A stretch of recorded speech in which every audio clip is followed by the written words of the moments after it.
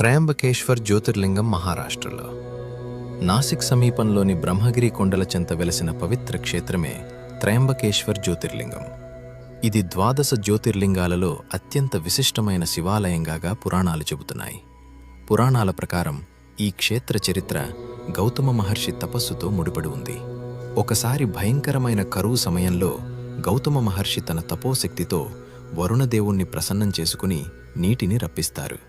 కానీ ఇతర మునుల అసూయ వల్ల ఒక మాయా ఆవు గౌతమ మహర్షి పొలంలో మరణిస్తుంది.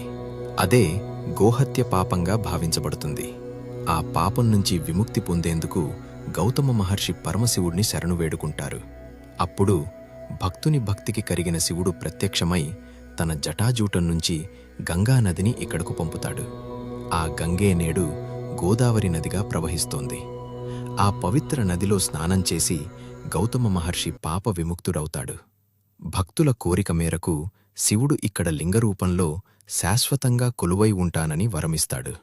బ్రహ్మ, విష్ణు, మహేశ్వర్లు ముగ్గురు ఒకే చోట నివసించడంతో ఈ క్షేత్రానికి త్రయంబకేశ్వరుడు అనే పేరు వచ్చింది. ఇదే పాప విమోచనానికి ప్రతీకైన త్రయంబకేశ్వర్ జ్యోతిర్లింగ మహిమ.